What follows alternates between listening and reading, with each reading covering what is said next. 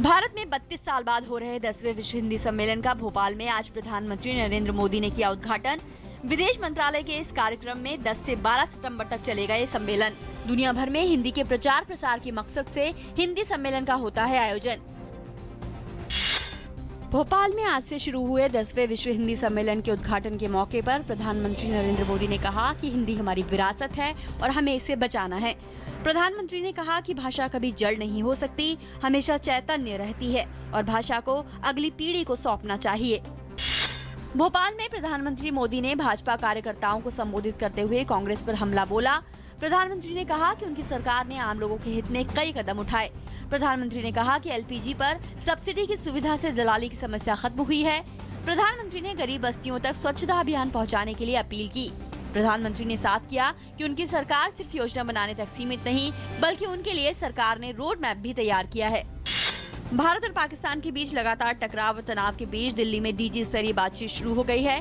बातचीत बीएसएफ मुख्यालय में हो रही है। इसके लिए पाकिस्तानी रेंजर्स का 15 सदस्यीय दल बुधवार को दिल्ली पहुंचा था। इस दल की अगुवाई पाकिस्तानी रेंजर्स के DG major general Umar Farooq कर रहे हैं। बीएसएफ का नेतृत्व डीजी डी.के. पाठक कर रहे हैं। केंद्रीय कृषि राज्य मंत्री और बागवानी आयुक्त जल्द ही सूखे की स्थिति के आकलन के लिए सूखा प्रभावित राज्यों का दौरा करेंगे। कृषि और किसान कल्याण मंत्री राधा मोहन सिंह ने ये फैसला लिया है। उन्होंने विभिन्न राज्यों में फसलों पर कम बारिश के प्रभाव का आकलन करने के लिए बैठक की। केंद्र ने बाढ़ प्रभावित असम के लिए 1 अरब 97 करोड़ रुपए जारी किए हैं। केंद्रीय गृह मंत्री राजनाथ सिंह ने मुख्यमंत्री तरुण गोगोई को इस बारे में सूचित कर दिया है। 10 सितंबर का दिन देश के इतिहास में भारतीय सेना की वीरता और बलिदान के स्वर्णिम अध्याय के रूप में दर्ज है। आज ही के दिन सन 1965 में भारतीय सेना ने इतिहास की सबसे बड़ी जीतों में से एक मानी जाने वाली विजय हासिल की थी। यही नहीं, आज का दिन भारत माँ के एक ऐसे सपूत की बहादुरी और बलिदान के लिए याद किया जाता है जिसने आक्रमणकारी पाकिस्तानी सेना पर भारत की ऐतिहासिक जीत के लिए अपनी कुर्बानी दे दी थी। इस महान सपूत का नाम था 4 ग्रेनेडियर्स के हवलदार अब्दुल हमीद। उन्हें मरणोपरांत परमवीर चक्र से नवाजा गया।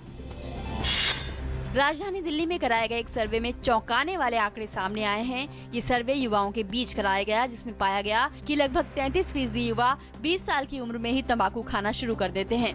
इसके अलावा 20 से 30 साल की उम्र में 52% लोग तंबाकू खाना शुरू करते हैं।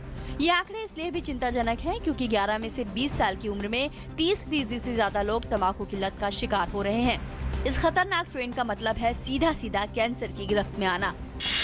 माता अमृतानंदमयी मठ प्रधानमंत्री की महत्वाकांक्षी परियोजना नमामि गंगे के लिए 100 करोड़ रुपए दान में देगा। इसके संस्थापक धार्मिक नेता और मानववादी माता अमृतानंदमयी देवी हैं। वे अम्मा के नाम से प्रसिद्ध हैं। अम्मा ये चेक केंद्रीय वित्त मंत्री अरुण जेटली को सौंपेंगी।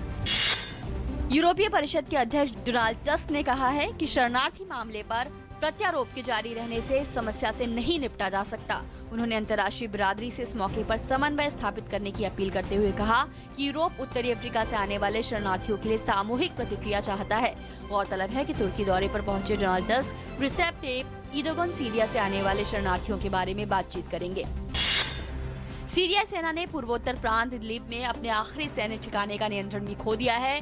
अलकायदा से जुड़े नुसरत फ्रंट के चरमपंथियों ने सैन्य हवाई अड्डे पर कब्जा कर लिया है। चरमपंथियों ने इलाके में धूल भरी आंधियों का फायदा उठाते हुए अबू दुहर सैन्य हवाई अड्डे पर नियंत्रण कर लिया। लिएंडर पेस और स्विट्जरलैंड की मार्टिना हिंगिस की जोड़ी ने यूएस ओपन के मिश्रित युगल वर्ग के फाइनल में जगह बना ली है। सेमीफाइनल में भारत के लिएंडर पेस और रोहन बोपन्ना आमने सामने थे।